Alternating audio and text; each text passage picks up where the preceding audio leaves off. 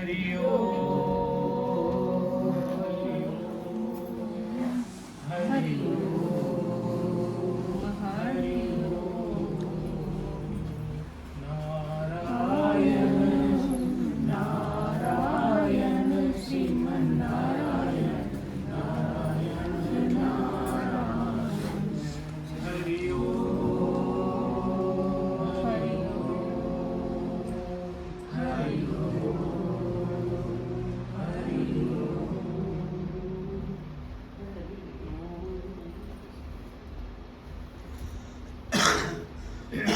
परम विरक्तों में दत्तात्रेय जी का नाम सबसे ऊपर है। ब्रह्मा विष्णु महेश तीनों के ही अंश अवतार रूप माने जाते हैं। तो फोटो देखा होगा आपने, कुत्ता खड़ा होता है, ब्रह्मा विष्णु महेश तीनों। सुनाई पड़ रहा है ना सबको? तो आप समझना देखो इस बात को। वो परम विरक्त हैं, उनके पास एक लंगोटी भी नहीं है, एकदम अवधूत अवस्था में रहते हैं। लेकिन वो क्या कहते हैं? वो कहते हैं, एक दिन प्रार्थना करते हैं, कहते हैं भगवान मेरे से बड़ा भारी अपराध हो रहा है, क्योंकि इतने विरक्त हैं, सम अवतार हैं। हे मेरे प्रभु, हे जगत नियंता, हे ईश्वर, मुझसे बड़ा अपराध हो रहा है।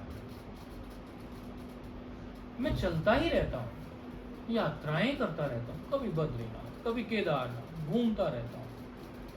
तभी तो 24 गुरु बनाए ना उन्होंने, घूमते रहते थे तो सीख लेते रहते थे। तो घूमने का उनका प्रवृत्ति, संत लोग भी घूमते ही रहते हैं। तभी तो उन्हें परिव्राजकाचार्य कहते हैं ना। परिव्राजकाचार्य तभी होते हैं कि घूमते रहते हैं, वह अपनी सुवास, अपनी सुगंध फैलाते रहते हैं। बोले मुझसे एक बड़ा अपराध होता है, और मैं आपके श्री विग्रह की अर्थात आपके साकार विग्रह की भी पूजा करता हूं। वह मेरा अपराध है। और मैं घूमते हुए कभी बद्रीनाथ, कभी केदारनाथ। आप कहोगे ये कैसा अपराध हुआ? ये अपराध कैसा हुआ? ये तो अच्छी बात है, आप ऐसा सोचोगे। फिर वो स्वयं ही अपने मन से ही प्रार्थना दूसरी कह रहे हैं कि अपराध ये इस प्रकार हुआ कि आप सर्वत्र हैं, आप सर्वव्यापक हैं, तो आपकी यात्राएं करने के लिए मैं दूर जा रहा हूं, तो आपकी सर्वव्यापकता को मैं खंडित कर रहा हूं। अर्थात मैं समझ रहा हूं कि आप यहां नहीं है, वहां है, या केवल आप वहां हैं, यहां नहीं है। आपकी सर्वव्यापकता को मैं खंडित कर रहा हूं, इसीलिए मुझे अपराध नजर आता है। यात्रा कर रहा हूं, आपको अलग अलग खंड खंड में देख रहा हूं, मुझे ये इसलिए अपराध लगता है। कि स्वयं ही उसका उत्तर देते हैं, कहते हैं हे मेरे प्रभु, ये जो शरीर है ये तो प्रकृति से प्राप्त है ना, पंच महाभूत से बना है। ये पंच महाभूत पहले अव्यक्त अवस्था में होते हैं, जो अपंचीकृत अवस्था में होते हैं। इनका सिद्धांत क्या है कि हम शास्त्र इत्यादि महात्माओं को शास्त्र अध्ययन कराते हैं। अनेकों संप्रदाय के महात्मा लोग हमसे शास्त्रों का अध्ययन कर लेते हैं, चाहे कोई नाथ संप्रदाय का हो, गोरखनाथ की परंपरा का, चाहे रामानुजाचार्य की परंपरा का हो, चाहे उदासीन का हो, या किसी निरंजनी अखाड़े का हो। कहीं से कोई भी आ जाता है कि चलो गुरु जी थोड़ा पढ़ा दो, ठीक है। महात्मा ही लोग आते हैं, और को तो हम नहीं पढ़ाते ना, हमारे पास औरों के लिए समय। महात्मा लोगों को इसलिए कि इनको पढ़ाएंगे तो और जाने कितने लोगों को प्रसार कर देंगे आगे, कितने लोगों को ये और शास्त्र की अपनी परंपरा, जो हमारी सनातन परंपरा है, उसको और प्रसारित कर देंगे। इसलिए हम उनको मना नहीं करते, आप लोगों के लिए ठीक है। तो उन लोगों को हम पढ़ाते रहते हैं, अनेकों परंपराओं के लोगों को। तो उसमें कुछ शास्त्र आते हैं, उनमें बड़ा अच्छा सुंदर वर्णन आता है। जैसे पंचीकरण एक शास्त्र है वेदांत का, तो पंचीकरण शास्त्र में ये वर्णन आता है कि प्रकृति के 5 महाभूत जो हैं, पृथ्वी जल तेज वायु आकाश, ये 5 महाभूत जो हैं, पहले अव्यक्त अवस्था में होते हैं। जो समझ सकता होगा समझ लेना, जिसको समझ नहीं आए तो कम से कम कान में तो सुन ही लेना, क्योंकि सुंदर बातें कहीं से सुनने को भी मिल जाए तो एक संस्कार पड़ जाता है। जितनी समझ में आए उतनी ठीक, नहीं आए तो भी कोई दिक्कत नहीं, संस्कार तो पड़ ही गया, काम आएगा। पहले वो अव्यक्त अवस्था में होती है, अर्थात पृथ्वी अलग है, जल अलग है, तेज अलग है, उसको अपंचीकृत अवस्था भी बोलते हैं। पृथ्वी अलग है, जल अलग है, तेज अलग है, वायु अलग है, आकाश अलग है। सर्वप्रथम जब ईश्वर से प्रकृति होती है उस समय में, अभी वो पूर्ण रूपेण जो आपको प्रकृति दिखती है, जिस पृथ्वी को आप देखते हो, ये नहीं, इसके पहले फिर उसका पंचीकरण होता है। सृष्टि के निर्माण की व्यवस्था बता रहे हैं आप लोग, इसका कथा से संबंध है। फिर उसका पंचीकरण होता है। पंचीकरण में क्या होता है कि जब सृष्टि का निर्माण होता है, कैसे होता है, 1/2 भाग, 1/2 भाग, जैसे पृथ्वी होना है, जिस पृथ्वी को आप देख रहे हैं वो पृथ्वी कैसी है, 1/2 भाग वो पृथ्वी अंश है पृथ्वी में। और ये बात कहीं सुनने को मिलेगी नहीं आप लोगों को, 1/4 भाग इसमें आकाश है, 1/4 भाग इसमें जल है, 1/4 भाग इसमें वायु है, 1/4 भाग इसमें तेज है। ऐसे 1/8 1/8 1/8 1/4 नहीं, 1/8 1/8 1/8। तो 1/2 जमा 1/8 जमा 1/8 जमा 1/8 जमा 1/8 पूरा 1 हो गया ना, क्योंकि 4 वो 1/8 है तो 4/8 हो गया, तो 1/2 बन गया वो 4 से। और इधर 1/2 पृथ्वी है तो 1/2 मिलके 1 हो गया। ये हो गया पृथ्वी तत्व। स्थूल पंचीकृत के बाद जिसको आप लोग देखते हैं वो ये पृथ्वी है। इस पृथ्वी में अर्थात 1/2 भाग पृथ्वी है, 1/8 1/8 1/8 1/8 बाकी के 4 है।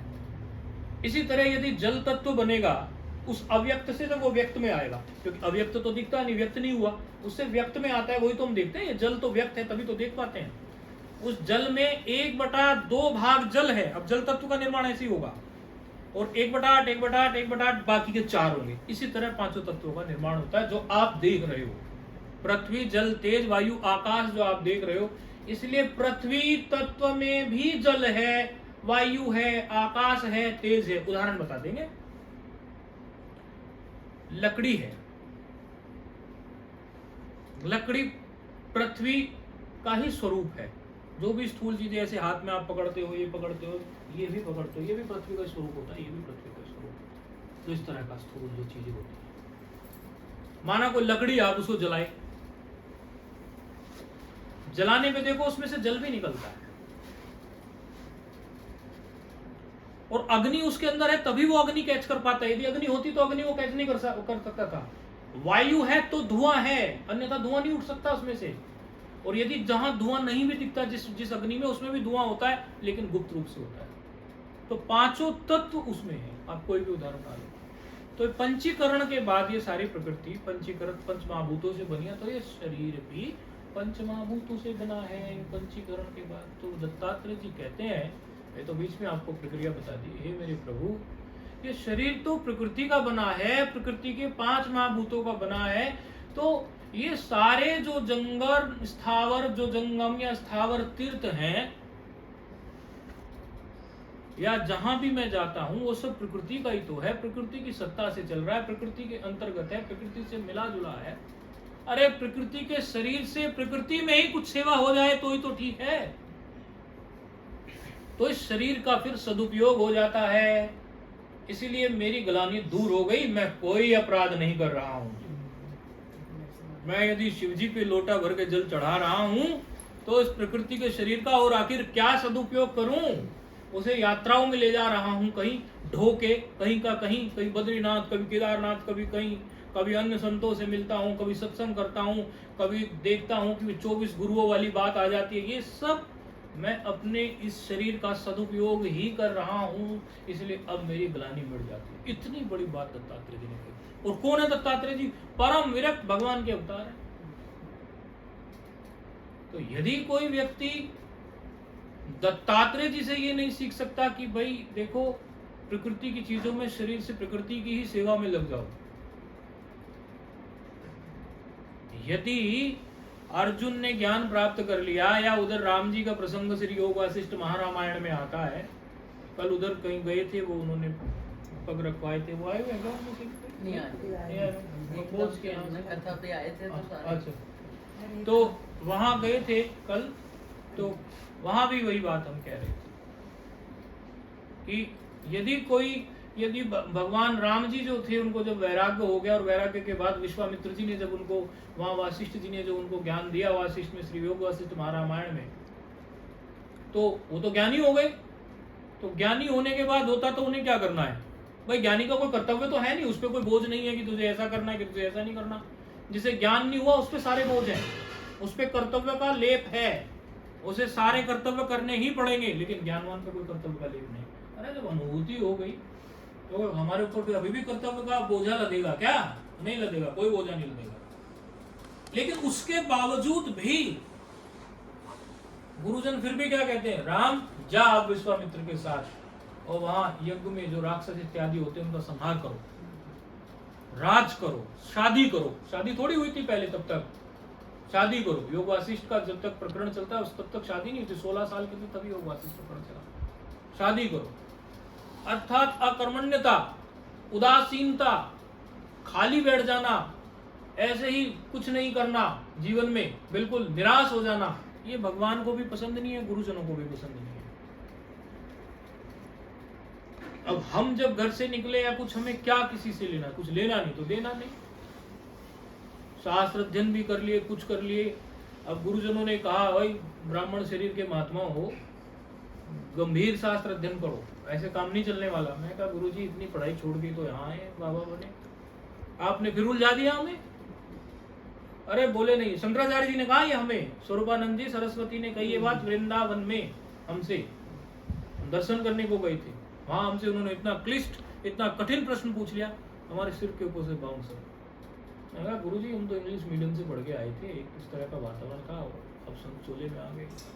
कहने लगे कि ये तो तुम जो पढ़ के आए वो तुम्हारा अपनी जगह ठीक है, लेकिन चूंकि तुम्हारा एक तो ब्राह्मण शरीर है और तुम महात्मा चोले में आ गए हो, तो अब तुम्हें शास्त्र का गंभीर अध्ययन भी होना ही चाहिए, उसके बिना तुम्हारा काम चलने वाला नहीं है। कहीं भी जाओगे, कहीं विद्वानों की सभा में बैठोगे, कहीं बैठोगे, अब तुम आचार्य हो, तो ब्राह्मण शरीर के हो, कहीं तुम अटक गए तो कैसे काम चलेगा? गुरुजी इतनी पढ़ाई पहले करके वो छुड़वा दी, अब नई पढ़ाई में लगा दिया। हमें कोई पढ़ाई की जरूरत नहीं थी, उसके पहले हम ठीक से यम नियम ध्यान धारणा समाधि इत्यादि में उतर चुके थे, बहुत गहराई से। उसके पहले नर्मदा किनारे रह के बहुत बढ़िया हमने सब कुछ कर लिया था, निर्विचार स्थिति आदि का। लेकिन गुरुजनों ने फिर भी लगा दिया हमें, नहीं और करो और करो, वही बढ़िया है, ऐसे बैठना नहीं है, ऐसे बैठ के थोड़ी जीवन बिताना है। वो भी कर लिया। अब वो सब करने के बाद फिर हुआ, गुरुजनों से पूछा जी ये तो हो गया। बोले हो गया तो फिर क्यों रुकते हो, औरों को करो तैयार। मैं तो नहीं जाऊंगा कहीं भी किसी के पास तैयार करने। बोले लोग तुम्हारे पास आएंगे तो फिर उनको तैयार करो। अपनी सनातन संस्कृति की परंपरा रुकनी नहीं चाहिए, आगे बढ़नी चाहिए। अरे आज भारत में यदि कुछ है, हमारे पास चारों तरफ से मीडिया और चारों तरफ से चैनल ये हमारी संस्कृति को भ्रष्ट करने में लगे हुए हैं, हर प्रकार हमारे बच्चों के संस्कारों को नष्ट करने में लगे हुए हैं। हमारी पुरानी जनरेशन भी जो है वो तो जा रही है, और नई जनरेशन जो आ रही है वो पूरी तरह से वो तो वेब सीरीज और पता नहीं क्या क्या मोबाइलों में देख रही है, बेकार होती जा रही है। अरे कुछ ऐसे लोगों को तैयार कर दो, ऐसे महात्माओं को तैयार कर दो, वो शास्त्र ज्ञान जो तुमने पा लिया है वो ऐसा भर दो महात्माओं के अंदर कि एक एक महात्मा यदि 10, 20, 50, 100, 200 लोगों को भी दीक्षित कर देगा, मंत्र दे देगा, उस परंपरा में चला देगा, 20 घर तो संवार दिए। तुम महात्माओं को तैयार करो, मास्टर्स तैयार करो। तब से हमने, चाहे कोई उदासीन का है, हम बोलते हैं हम जहां रहते हैं भाई, जिसे कोई ना पढ़ाता हो, जिसकी बुद्धि एकदम ठप हो, जिस महात्मा की, हम उसको ऐसी सरल रीति से शास्त्र अध्ययन करा देंगे कि वो भी आगे उसको प्रसारित कर देगा। तो दिन का हमारा अधिकतर भाग उसी में बीतता है। सुबह उठ जाते हैं 2:52 के आसपास या 3 बजे के आसपास आँख खुल जाती है, और उसके बाद फिर स्नान इत्यादि अपना नियम इत्यादि हो जाता है। 5 से 6 बजे पढ़ा देते हैं एक शास्त्र का तो हम महात्माओं को 5 से 6 बजे पढ़ा देते हैं। वो कहते हैं महाराज जी दिन में हमें समय नहीं मिलता, आश्रमों में हम सेवा करते हैं हमारे गुरुजनों की, फिर दिन में पढ़ा देते हैं, फिर दिन में 3-4 घंटे तो यूं ही पढ़ा देते हैं, फिर खुद भी पढ़ते हैं, खाली नहीं बैठते ना, हम भी पढ़ते हैं।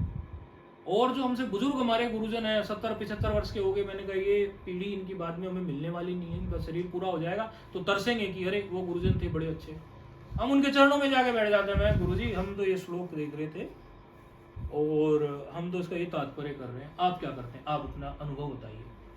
पुराने लोग हैं, हमसे पहले लोग हैं, उनका अनुभव पूछते हैं, उसको फिर और चिंतन करते हैं।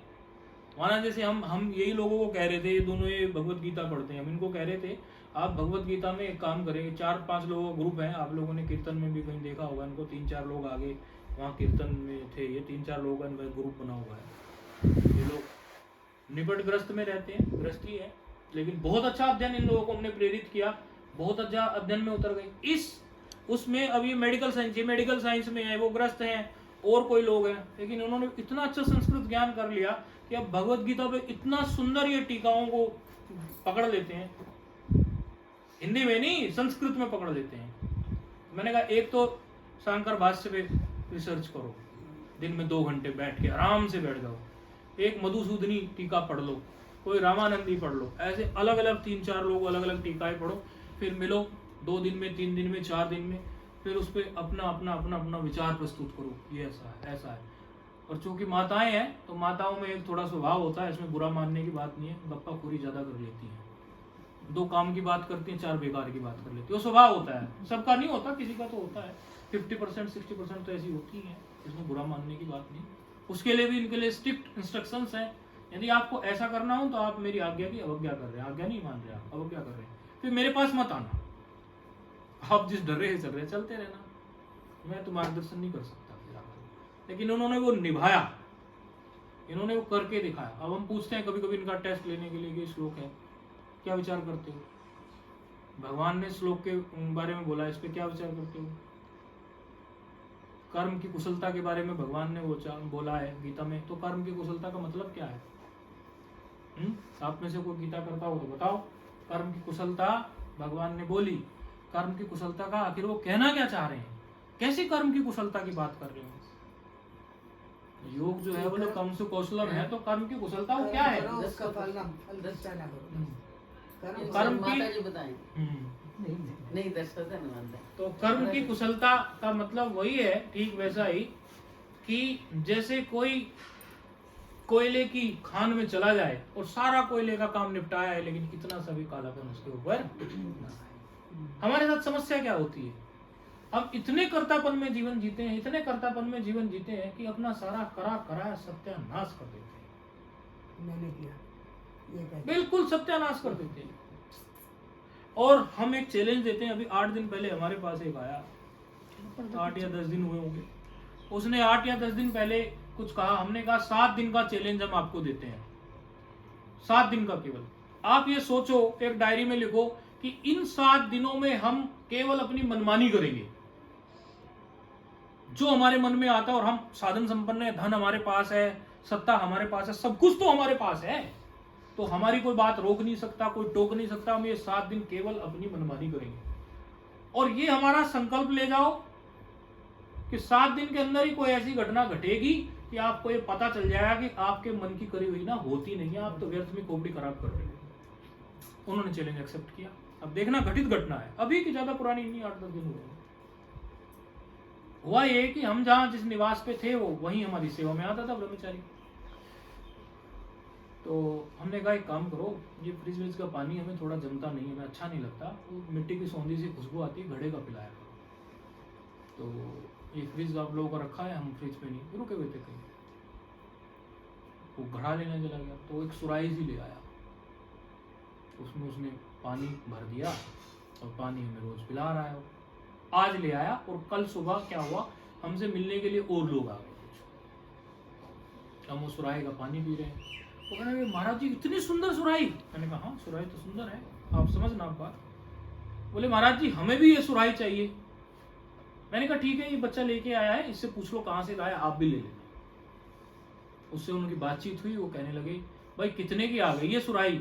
वो कहने लगा मैं सुराही लाया था, एक आध चीज और लाया था, ऐसे करके मुझे सुराही जो थी उसने 100 रुपए की सुराही ये लगा ली, 100 रुपए की सुराही लगा ली। तो वो लोग कहने लगे हाँ 100 रुपए की ठीक है, हमें भी दिलाओ, हम एक काम करते हैं, हम 2 सुराही लेंगे तो हमें तो 100 की, हमें भी 100 की दे ही देगा, जैसे तूने कई सामान लिए थे तो उस वजह से 100 रुपए की लगा ली थी, तो हमें भी वो 100 रुपए की दे ही देगा, हम भी 2 सुराही ले लेंगे ना, ऐसे मग से मिट्टी के। तो चले गए लेने, उन्होंने दुकान बता दी कि वो पेट्रोल पंप है या जहाँ भी है उसके पास में घड़े वाला बैठा है, वहां से ले लिया। अब वहां उसके पास वो सुराही लेने गए, सुराही लेने के समय पे वो सुराही वाला को वो बोले कि हमें सुराही दे, कितने की देगा? बोले सुराही दूंगा 200 रुपए की। अरे कल तो 150 रुपए की लेके गया है व्यक्ति, और तू ये समझता हो कि हम एक ले रहे, हम भी 2 लेंगे, 150 की लगा ले। वो देने को तैयार नहीं। वो कहने लगा मेरे यहां से सुराही गई नहीं है। वो लड़का से उन्होंने बिल्कुल पक्का एड्रेस लिया, तो नहीं, बोले ऐसा हो ही नहीं सकता, वो झूठ नहीं बोलेगा और एड्रेस भी पक्का है। उसने यही बताया हम इसी रोड से गुजरते हैं, सुराही तो 150 रुपए की ही लेके गया। बोले मैं 200 से नीचे सुराही देता नहीं हूं। बात फंस गई। उन्होंने फोन लगाया उस लड़के को कि भाई तू ही आ जा, या तो हमारे लिए तू सुराही ला के दे दे, हमें दे नहीं रहा है और हम लेंगे नहीं, क्योंकि महाराज जी हमेशा बोलते हैं कि कोई भी काम करो ठोक बजा के करो। अरे 2 पैसे बच जाएंगे तो संतों के चरणों में रख दो ना, उसको बर्बाद करने के लिए है क्या? संत के काम आएगा, कहीं कुछ काम में आ जाएगा, सदुपयोग हो जाएगा। ये हम सबको ही बोलते हैं। कोई फिजूल खर्ची करता हो ना तो हम उसको ठोक देते हैं अच्छी तरह, खूब ठोक बजा के सिखाते हैं फिजूल खर्ची मत करो, पैसा बचेगा तो धर्म के कार्य में काम आए तो अच्छा है, वहां अच्छा लगता है। भंडारा कर दें, कुछ हो जाएगा। हजारों रुपए आते हैं तो हजारों साधुओं को बैठा देंगे, उसमें गया बांट देंगे दक्षिणा। करते ही हैं हमेशा, कहीं से कोई दान दक्षिणा मिलती तो पता नहीं कितने महात्मा बैठ जाते हैं। एक पंडित जी तो हमें ये कहते थे, महाराज जी जितना गृहस्थी आदमी साल भर में करता है आप तो एक दिन में लुटा देते हो उतना। एक गृहस्थी बोला हमसे, ऐसा ब्राह्मण गृहस्थी बोला है। तो वो सुराही की बात अटक गई। तो वो लड़का खुद सुराही लेने गया। अब देखना, वो 7 दिन का चैलेंज चल रहा है यहाँ पर। वो लड़का खुद सुराही लेने गया। वो सुराही वाला बोले तू सुराही, बोले आप मेरे से ले गए थे क्या? बोले नहीं तू तो था नहीं, दूसरा था। बोले यही तो गड़बड़ हो गई। वो दूसरा जो सुराही वाला था वो पास में एक ठेले वाला खड़ा था और मैं थोड़ी देर के लिए पेशाब करने चला गया था, तो मैंने कहा तू सुराही बेच दे मेरी, और आप उसी दौरान आके 2 सुराही लेके चले गए। कितने की? बोले 150 की। बोले वो दोनों सुराही जो थी ना वो 200 की थी, वो तो 50 रुपए आपको भी कम दे दिया और मेरा 50 रुपए का एक सुराही में घाटा हो गया, 100 रुपए का घाटा हो गया है। आप 100 रुपए की लेने की बात करवा रहे हो उनके साथ। मैं 200 की देता, ज्यादा की देता, उसमें से भी आप 100 की लगवा ले गए। आप 200 की कह के 150 की भी लेके जाते तो भी ठीक था, आप 100 की लगवा के उससे ले गए और आप इनको भी 100 की दिलाना चाह रहे हो। आप 100 की सुराही ले गए, 50 2 सुराही। हाँ वो एक सुराही लाया था, 50 रुपए का मुझे घाटा पड़ गया, और यदि मैं इनको 2 सुराही दूंगा, 150 की भी यदि मैं दूं, यदि 150 की भी दूं मैं तो भी मुझे नहीं देनी है, मुझे देनी ही नहीं। वो हिल गया बच्चा, ये क्या हो रहा है? मतलब मैं सुराही लेके चला गया, दोबारा सुराही वाले के पास लौट गया। अब वो बच्चा उससे 2 सुराही लेके आया 150 रुपए की, और अपनी सुराही के 50 रुपए भी उसको दे के आया कल वाली के। अब बोलो, उसके मन में तो ये कल्पना थी ना कि भाई मैं लाया हूं ऐसे। और फिर उसे याद आई, फिर वो आया जब उसने बताई हमें, महाराज जी ऐसे। मैंने कहा याद कर 7 दिन का चैलेंज दिया था, चली तेरे मन की? बोल, तेरे मन की चली? नहीं गुरुजी नहीं चली। ये व्यर्थ में ही हम अध्यारोप करते रहते हैं, व्यर्थ में ही हम उपवाद अध्यारोप के जगत में फंसे हुए हैं कि हम ये कर सकते हैं और हमारा करा हुआ ही ऐसा होता है। ये अहम ना हमने ऐसे ही पाल लिया है। 7-8 दिन में तो हर व्यक्ति को, किसी को तो रोज भी अनुभव हो जाता है, हर किसी को अनुभव हो जाता होगा कि मैंने जो प्लानिंग्स की थी सारी चीजें मेरी प्लानिंग्स के हिसाब से हुई ही नहीं। अभी वो आए हुए थे रहेजा जी, उनको मैं यही कह रहा था, मैंने कहा ये जो हम प्लानिंग्स करते हैं ना, हमेशा प्रत्येक मनुष्य की जीवत्व जब अंदर है, अरे जब तक ब्रह्म ज्ञान नहीं हुआ सबके अंदर जीवत्व है। ये जीवत्व हमेशा ना प्लानिंग्स करवाता है भगवान से। माना कि वो समष्टि बुद्धि, जो समष्टि ईश्वर है, वो इस व्यष्टि बुद्धि से छोटा है, एक खोपड़ी से जो हजारों करोड़ों अरबों खरबों अगणित असंख्य खोपड़ियों को जो चला रहा है, सारी खोपड़ियां उसमें जाके लीन हो जाती हैं। उसको हम प्लानिंग्स बताते रहते हैं। अच्छा यदि ये हो जाता तो अच्छा था, 200 गज के प्लॉट की जगह 250 का हो जाता, वो फलाना व्यक्ति आ जाता, उसके साथ ऐसी प्लानिंग करती थी, कल वो आ जाए कीर्तन में तो उसके कपड़े ना फाड़ दिए, कल वो मिल जाए, वो आ जाए, ऐसा आ जाए, ऐसा कर देंगे, ये प्रसाद बांट देंगे, वो कर देंगे, ऐसा। सामान्य रूप से तो प्लानिंग करनी चाहिए, उसमें कोई बुराई नहीं है, लेकिन ये अभिमान नहीं करना चाहिए कि हमारी प्लानिंग ही जो है वो ठीक है और वो 100% खरी उतरने वाली है, और जैसी हम प्लानिंग करते हैं वैसा ही होने वाला है। हमने राजाओं को रंक की तरह बनते देखा है। जिस समय सत्यम कंपनी का रामालिंगा राजू सत्यम कंपनी का मालिक था, मैं उस समय सत्यम कंपनी में था, और अगले दिन सुबह सुबह न्यूज आती है कि इतना बड़ा फ्रॉड हो गया है कि उसको जेल हो गई है। रात को रामालिंगा राजू जो था वो 1000 करोड़ का आदमी था, या 5000 करोड़ का आदमी था, या 1 लाख करोड़ का आदमी था। अब मुझे याद नहीं कितनी संपत्ति उसकी थी उस समय, ये काफी बड़ा आदमी था, बहुत बड़ा टर्नओवर था। दूसरे नंबर पे तो थी सत्यम कंप्यूटर, और अगले दिन सुबह को ये न्यूज आती है। रात रात में सारा खेल हो गया है।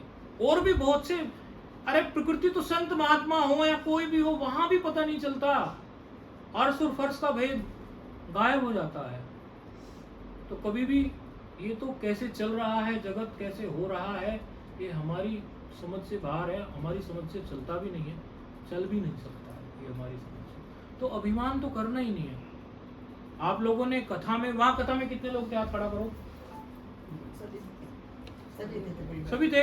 नहीं देखो, उन्होंने हाथ खड़ा नहीं किया, आपको पता नहीं है, वो पीछे से हाथ खड़ा नहीं आया, इनका भी हाथ खड़ा नहीं हुआ।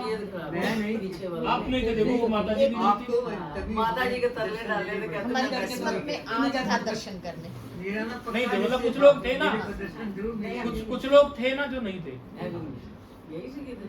अच्छा चलो कोई नहीं। मेरे को ना पिछली बार का याद था आपका सारा प्रवचन, जब मंदिर में आए थे ना, तो वहां भी हम प्रवचन में यही कह रहे थे, आप लोगों को सबको बता रहे थे कि ये जो हम अभिमान पाल लेते हैं ना कर्तापने का, कि हम ऐसा कर सकते हैं, ऐसा हो सकता है, ऐसा, ये 1 मिनट में एक झटके से फेल होता हुआ हमने देखा। अपने अंदर नमन भाव से जीवन को जियोगे, शरणागत भाव से जीवन को जियोगे, तो जीवन हो जाएगा सफल। हमने बताया था कि नमक शब्द और नमन शब्द, दोनों शब्दों को एक ही रूट वर्ड से बनता है। नम नाम का एक रूट वर्ड होता है, धातु बोलते हैं संस्कृत में उसको। वो नम से ही नमक बनता है और नम से ही वो नमन बनता है। थोड़ा सा एक अक्षर का पीछे भेद लगा के नमक और नमन एक जैसा से ही है, एक ही तो अक्षर का भेद है, और दोनों का काम लेकिन एक जैसा है। नमक का काम भी गलाना है, वो सब्जी को गलाता है, और नमन का काम भी अहंकार को गलाना है। तो जीवन को धन्यवाद पूर्वक जियो, नमन पूर्वक जियो, तो आपका जीवन इतना बढ़िया कट जाएगा, इतना बढ़िया कट जाएगा, आपको लगेगा कि सब कुछ ऐसे ही हो रहा है, मैं कोई करने वाला नहीं हूँ। स्वामी शिवानंद जी सरस्वती की बात हमने बताई थी। अब ये हमसे कुछ बातें पूछ रहे थे, तो इनको भी इसलिए वही कथा सुनाई। मैंने कहा हम किसी प्लानिंग से चलते नहीं, अब तो चीज़ें हो रही हैं, हमारी कोई प्लानिंग नहीं है, वो तो बहुत पहले टूट चुकी प्लानिंग। अब हम कहाँ कितनी देर बैठना है कह जरूर देंगे, उनके साथ 10 मिनट बैठेंगे, 5 मिनट बैठेंगे, इतने मिनट बैठेंगे, लेकिन बैठ जाएंगे, कितनी देर बैठ जाएंगे इसकी कोई गारंटी नहीं है। आप हमसे कहते रहो 1000 बार, हम आए नहीं, और आप हमसे ना कहो, हम चुपचाप आ जाएंगे, क्योंकि ये सब चल रहा है तो कैसे चल रहा है, तो हमारी भी समझ से बाहर है, ये तो चल रहा है। तो उसके बारे में एक कथा हमने बताई थी कि स्वामी शिवानंद जी सरस्वती हुए ऋषिकेश में। पहले गंगा जी में क्या होता था, आश्रम जो होते थे गंगा जी के ऊपर, तो सभी आश्रमों में भोजन जो बनता था वो लकड़ियां इकट्ठी करके ही बनता था, गैस सिलेंडर तो थे नहीं। अच्छा, जल भी जो था, कोई पाइपलाइंस नहीं बिछी हुई थी, तो गंगा जी से बाल्टी भर के ले आए और जल की व्यवस्था हो गई। हम भी ऐसे किसी आश्रम में रहे हुए हैं, खैर लकड़ी तो हमें नहीं काटनी पड़ी, इसलिए नहीं काटनी पड़ी क्योंकि सिलेंडर तब तक आ चुके थे, हम तो इस काल के महात्मा है। लेकिन गंगा जी से बाल्टी भर के पानी हमें भी लाना पड़ा, पाइपलाइन वहां थी नहीं पानी की, एक झरना आता था उससे भरते थे, या तो नीचे गंगा जी से भर के लाते थे, तो हमने भी वो तो देखा है। तो स्वामी शिवानंद जी सरस्वती जो थे वो ऐसा ही करते थे कि भाई जब सभी लोगों की यही सेवा थी कि जब कोई गंगा जी स्नान करने जाएगा बाल्टी पानी की भर के ले आएगा, और जब कोई जंगल में जाएगा वहां से कुछ लकड़ी या तो तोड़ लाएगा, जमीन पे पड़ी हो तो इतनी लकड़ी इकट्ठी कर लाएगा कि सब अपने गुरु भाइयों का, गुरुजनों का भोजन तैयार हो जाएगा, भिक्षा तैयार हो जाएगी। तो जब उन्हें ज्ञान हो गया, तो ज्ञान होने के बाद में लोगों ने पूछा आपको समाधि लग गई है, ज्ञान हो गया है, तो ये तो हम जानते हैं, लेकिन कुछ अलग सा तो दिखता नहीं है, कुछ अलग सा लगता नहीं है, तो अलग क्या है तो कुछ बताओ। बोले अच्छा एक बात बताता हूँ। उन्होंने अंग्रेजी में ये सेंटेंस बोला, earlier chopping the woods and carrying the water, and now also the same thing, chopping the woods and carrying the water, but earlier I was thinking that I am doing, now it's happening। मतलब क्या हुआ कि पहले भी मैं लकड़ी काटता था सेवा के लिए, भोजन के लिए, और पानी की बाल्टी ले आता था, लेकिन उस समय मुझे लगता था कि मैं कर रहा हूं, मैं लकड़ी ला रहा हूं, मैं भर के ला रहा हूं, लेकिन अब मुझे लगता है कि ये तो हो रहा है, मैं कौन हूं करने वाला। बोले ये आत्म साक्षात्कार का होता है। तो भले किसी को आत्म साक्षात्कार यहाँ नहीं हुआ होता तो मैं पहचान ही लेता, तो अभी नहीं हुआ। तो भले यहाँ आत्म साक्षात्कार अभी किसी को नहीं हुआ, लेकिन इस वृत्ति को तो बनाओ। आप इस बात को अपने जीवन में उतारने की कोशिश तो करो। कई लोग तो आप इसमें से बुजुर्ग ही हैं, आप और हम करने वाले कोई नहीं है। ये तो हो रहा है जी, ये तो घटना घट रही है प्रकृति में, जाने कैसे कैसे कैसे कैसे हो रही है। हम कोई करने वाले नहीं है, हमने भी नहीं सोचा था। कभी हम पढ़ते थे, इंजीनियर हुए, उस समय हमने क्या, हाँ ये तो जरूर बात थी कि वैराग्य जीवन में था पहले से ही, लेकिन फिर भी ऐसा नहीं सोचा था कि भी फुल फ्लैश साधु ही बन जाएंगे। सोचा हो सकता है घर रहते रहते भजन करते रहे, सब कुछ तो वेल सेट था, कमरे में एसी लगा हुआ था, स्विफ्ट डिजायर गाड़ी भी थी, सब कुछ तो था। रातों रात खोपड़ी घूम गई, घुमाने वाले बैठे ना, एक झोला उठाया चल दिए, किसी को पता नहीं कहाँ गए, मोबाइल सब साइड कर दिया, बच्चे चिल्लाते रहे होंगे लोग। और ऐसा था कि वो दोनों फ्लोर पे मैं ही रहता था, मुझे कोई कमी थी नहीं कि मुझे कोई डिस्टर्ब करेगा या कुछ करेगा, लेकिन फिर भी मन में कोई एक खलक थी कि अरे जब साधु है तो साधु को ग्रह त्याग और पूर्ण वैराग और बढ़ना चाहिए। मन में शायद ऐसा रहता था, वो भी पीछे कर दिया। आई मौज फकीर की और दिया चौपड़ा फूंक, मन से ही फूंक दिया। फूंकने का मतलब और तिल्ली लगाना थोड़ी होता है, जो चीज नष्ट होगी मन से नष्ट हो गई, चल दिए। और आप समझिए कि इतना सब कुछ होते हुए हमने बैग में कुछ नहीं रखा और हमने 200 रुपए की एक धोती खरीदी, 100 रुपए उसको फाड़ लिया और नीचे बांध लिया और एक ऊपर बांध लिया। और ये तो बड़ी अच्छी धोती है, ये तो 350 रुपए की आती है, इसकी भी ज्यादा कीमत नहीं है वैसे, सहज भाव से हम बता रहे हैं आप लोग। वो तो 200 रुपए की ही एक धोती थी, एक ऊपर बांध ली, एक नीचे बांध ली और चल पड़े। और हम पे महात्मा लोग जो थे, जो थोड़े वीआईपी महात्मा बन गए थे, आश्रम खड़े हो गए थे, जिनके बड़ी दया करते, अरे कैसे रहते हो आप, आपको धोती दिला दे दक्षिणा। मैंने कहा नहीं, मैं बोलता तो था नहीं, घूमते घामते रमण महर्षि जी के आश्रम में चले गए, वहां रहे, वो जिस गुफा में साधना करते थे वहां बैठे रहे, गुफाओं में वहां साधना करते रहे, फिर घूमते घूमते कहाँ कौन सी खाक नहीं छानी, रोटी मिल गई नहीं मिल गई, कोई बात नहीं। सोने को किसी ने रहने दिया, एक दिन चले गए, एक बार वृंदावन चले गए, अब हमें पता ही नहीं था कहाँ रहना होता है। वृंदावन में बैग लेके चले गए, हमने कहा एक को सुबह 4, 5, साढ़े 5 बजे महाराज जी खुद ही झाड़ू लगा रहे थे अपने आश्रम में, महाराज जी थोड़ा रुकने का प्रबंध हो सकता है क्या। हमें तो पता ही नहीं था क्या, 5:30 बजे सुबह महाराज जी ने माँ और बहन की 7-8 गाली हमें चेक दी सुबह सुबह। आगे चल आगे, वो गालियां तो मैं बोल नहीं सकता, तो बोली आगे चल आगे, ये बता सकता हूँ इतना, गालियां नहीं बता सकता। मैं कहा अच्छा ऐसा होता है क्या, हमें पता ही नहीं कुछ, आगे चलो भटकते रहे।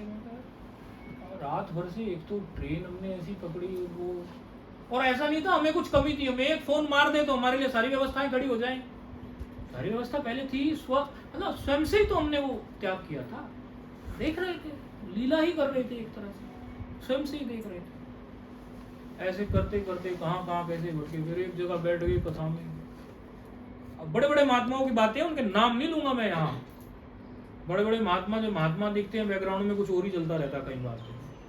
वहां गए हम कथा में, मैंने कहा महाराज जी आपकी कथा हमें बड़ी प्यारी लगी, आपकी कथा हमें बड़ी प्यारी लगी और हम यहाँ जो है थोड़ा रुकना चाहते हैं।